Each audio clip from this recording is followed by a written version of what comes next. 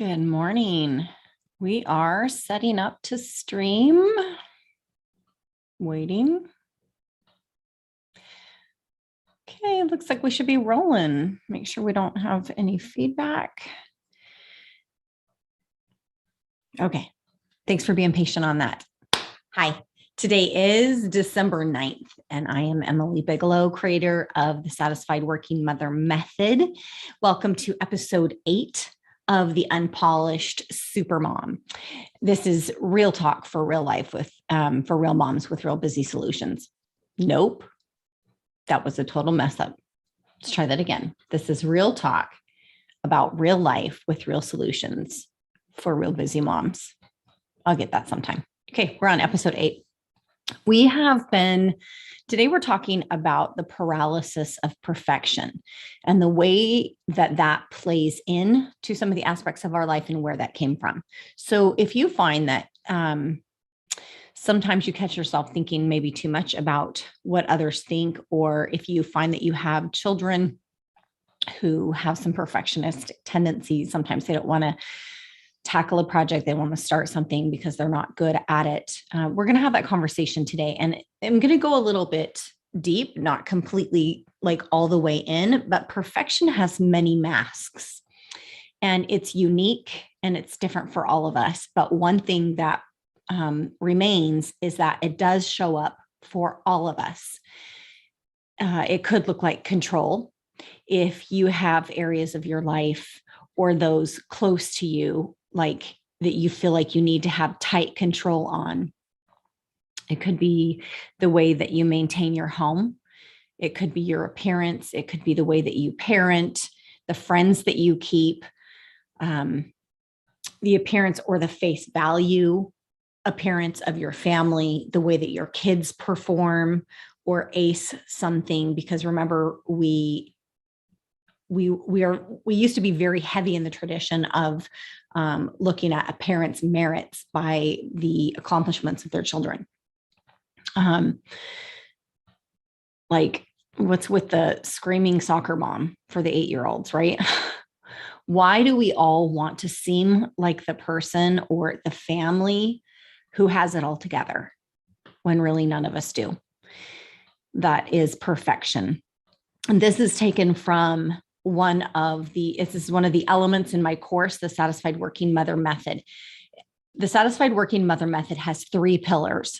And this one that we're working under is called Mastering the Cult of Perfection. And I realize cult is a big word, but I think that perfection in our society is a cult because we have become so indoctrinated and it's become so infiltrated in all of our life functions. And there's 3 elements in mastering the cult of perfection. We've worked through some of the other pieces of this conversation in the other episodes when we talked about our emotions and the manifestations of the body. And so the next couple of conversations that I'll have here are about people pleasing and the way that that creates perfectionistic tendencies and the way that those cause paralysis in our lives. So perfection is fear in pretty clothes. So sit with that for just a second and think of an area in your life where you are really trying for something. There's some sort of value that you've placed, or there's a desire, or there's a mastery. There's usually a piece of perfection.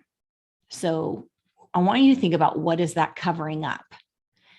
So what is the fear that seeming perfection is hiding? So I promise that you're going to have to go deep, and you're going to have to get really real with yourself to find this, to figure this out. I promise when you do, it is beyond liberating.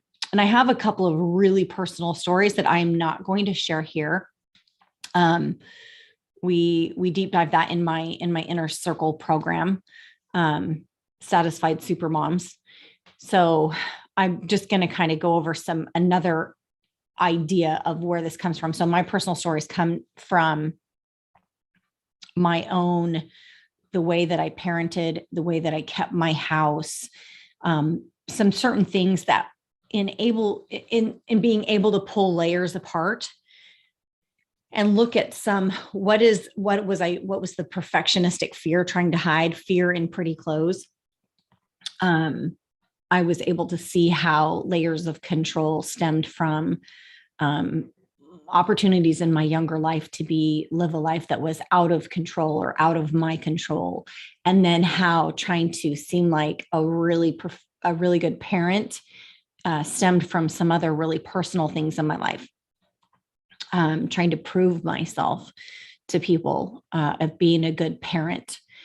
But what some of this fear in pretty clothes does, like, is deep, deep layers. And it took me a lot of time, like layer at a time, decompressing and pulling away some of the things that I did. And understanding now, doing that deep work, that perfection is a myth.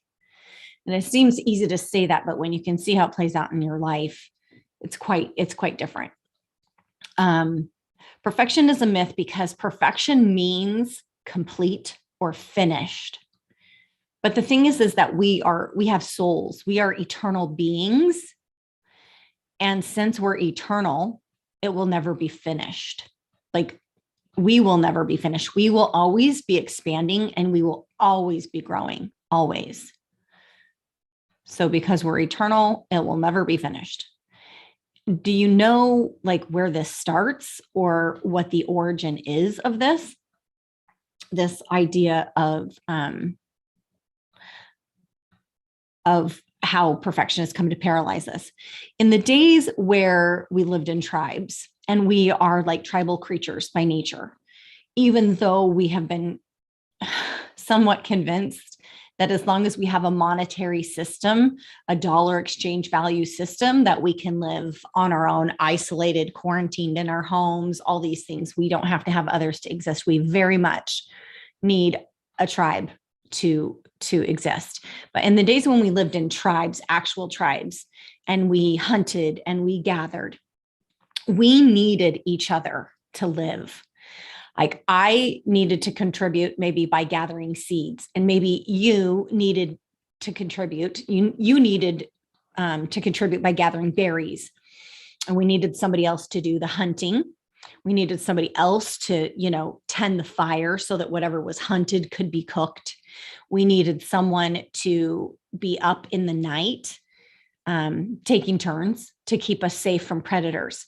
So think about in Africa and so forth, they have a fence that they build, and they build it out of bushes with thorns. And that's to keep like predators and lions and hyenas and things out, especially at night. But if we had this fence, so to speak, all around our sleeping quarters to keep predators out, nevertheless, we still had somebody up at night to keep us safe. But this fence, was called a pale. And a pale means a fence, enclosure, a boundary, or a restriction. A narrow, upright, pointed stake used in fences, a picket. Have you ever wondered why the white picket fence? Well, this is why. The pale was used to keep out.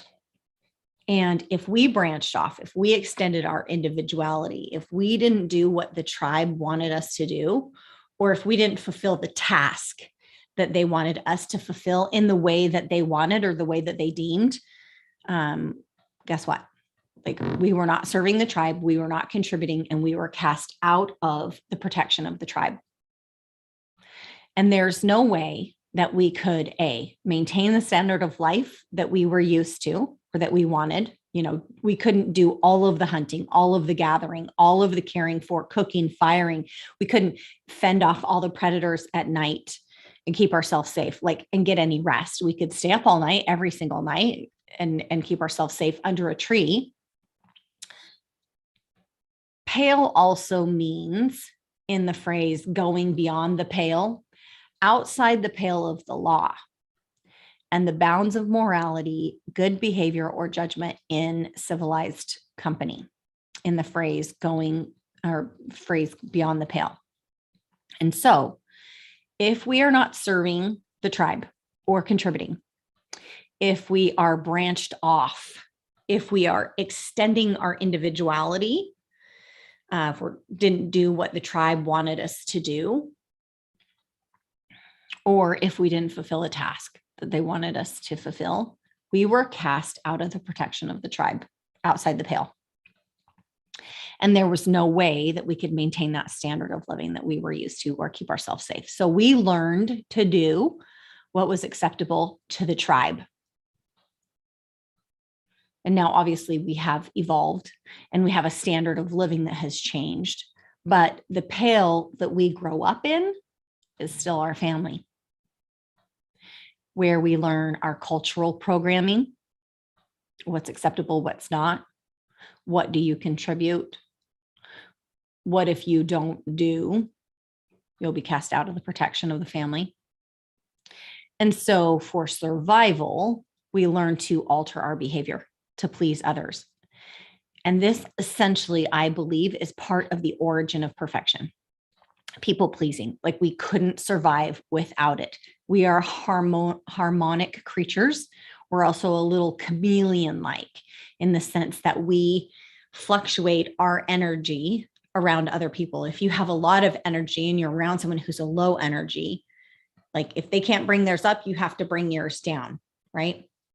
And this is very much this living within the pale is very much alive and well in our children, especially because they instinctively know that they are not capable of creating for themselves all of the things that they need to live: food, safety, protection.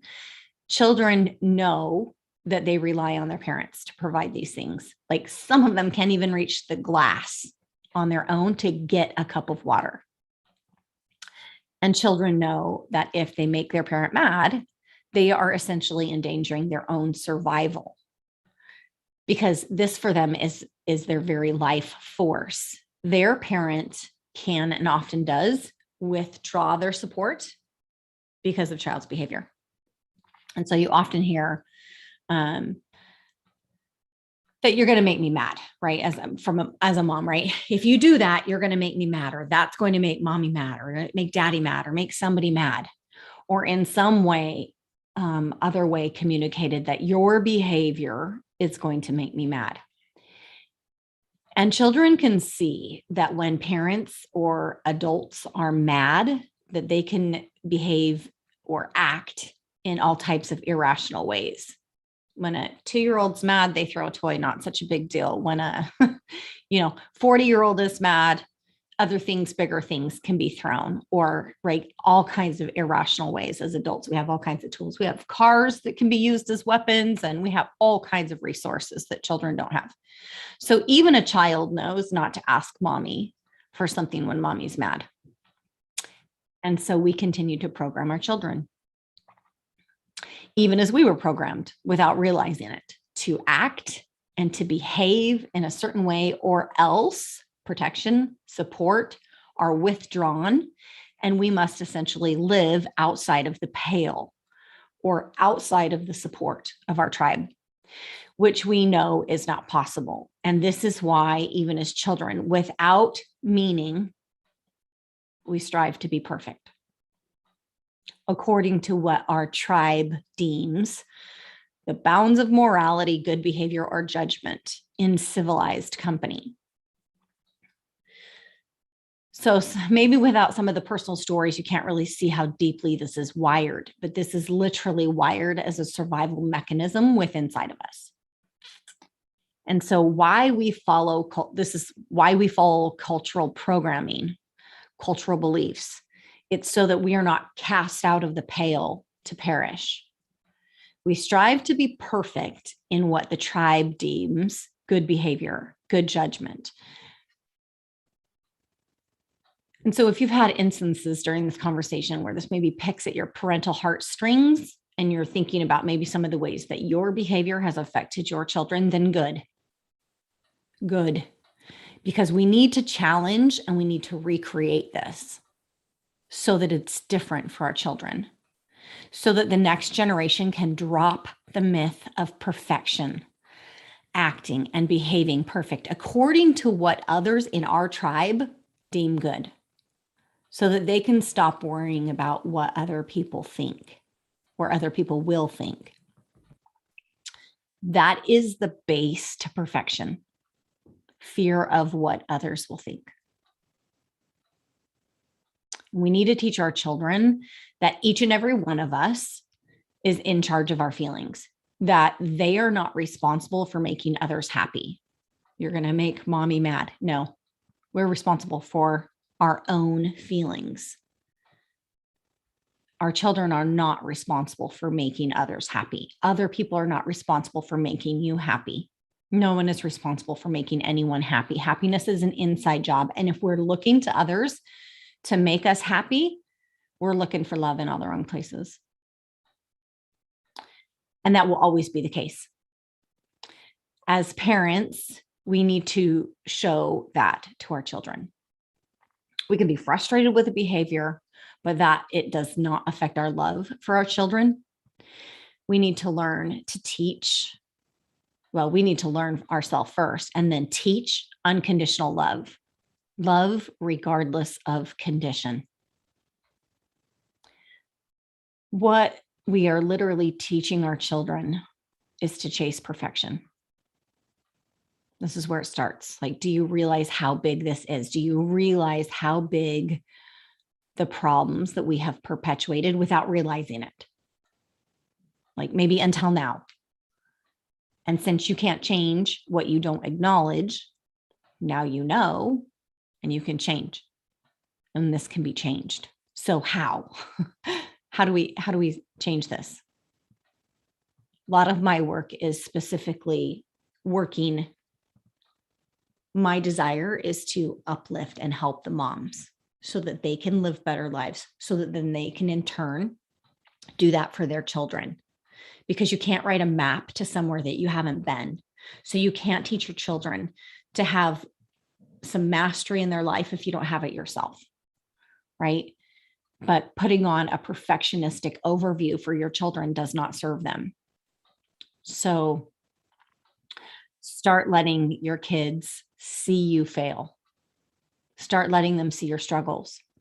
Talk about what you are doing that you would like to do better. Talk with them about your deep feelings and struggles and shortcomings.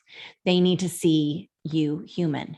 They don't need to see you with it all together for their feeling of safety and protection. Sometimes we do that as parents, right? We think that, well, we don't want our kids to, like, I don't know, see the struggle. We don't want them to have the extra stress in their life. And I'm not saying dump it all on them, but when you're not having some of these conversations with your kids, they don't know. And then they have a skewed misperception of maybe what adult life is going to be like, right? And they need to see you human, not just keeping them in safety and protection. We shield our kids often from the real stuff in life that comes up. And they need to know that we are not perfect, because perfection is a myth. Because perfection means complete or finished. But because we're eternal beings, souls, we will never be finished. We will always be expanding. We will always be growing, always. And they need to know this. They need to know what we believe and how we came to believe it, or why we do. We had to struggle to learn our own inside the pale beliefs. And they need to know that no matter what, our love for them is unconditional, and we will not cast them outside of the pale if they don't show up and contribute to the tribe in the way that others deem acceptable, right? So now that you know this, or that we've had this conversation, it's no longer okay in any way to make your children think that their behavior controls your actions. It's time to examine the way that perfection is paralyzing you, keeping you stuck in the pale, stuck from exploring individuality, trying new things, going after more. That's the thing that it does for adults. It keeps us stuck from expanding our individuality, from trying new things, from going after more. Because you're busy keeping areas of your life under control. It could be the way that you maintain your home. Your appearance could be all of the things that go with that. It could show up in the way that you parent, the friends that you keep, the appearance of your family. Why do we all want to seem like the person, the family who has it all together when none of us really do? Perfection is fear in pretty clothes. So take time in your life to examine, to wonder, to question. Why do you do what you do? If you were on the ground in New York City and you'd never been there before, and you're trying to get to, say, Central Park, and you had a map and you could kind of just one turn at a time, you could kind of see maybe which way you needed to go. You're just what's right in front of your face. But if you can put yourself up on a tall building, a sky-raised building, and if you could look down and you could see, oh, I see, I'm going to go up 2 blocks, and then I'm going to go right for 2 blocks, and then I'm going to go up for 3. It's a totally different aerial view. When you're up looking. So what I'm asking you to do is to take time to go up onto the building of your life, to look down and to examine and to wonder and to question, why do you do what you do? Where is it in your life that maybe you are staying stuck because you want to feel like you're doing well? None of us want to be seen starting small. So how much of that has to do with you staying within the protection or the seeming protection within the pale? So there's a little bit of a deep conversation today. There's some stories that articulate this really well in my personal life. I really understand how perfection paralyzes. It continuously comes up. It's not like it's one and done. But this conversation isn't one and done either. We will go on with a couple more bits of people pleasing and the way that we allow that to affect us and ways that we can create solutions to some of this. But you can't change what you don't acknowledge. So the first thing you have to do sometimes is to create an awareness so that you can then be aware, and then you can acknowledge it, and then you can make a change. So thanks for joining me today. And I will be with you again. The holidays are feeling, they're festive, they're coming. And I'm hoping that I'll be with you next week on December 16th. That will be a Thursday. If not, maybe I'll pop in a little bit early. And if not, we'll pop in after Christmas and we'll do some Happy New Year. So I know it's kind of hard to catch a live show when there's a schedule that's a little bit different, but the goal is Thursdays at 10. So take care of you in the meanwhile until we meet again, so that you can take care of everyone else, because you matter. And if you're not taking care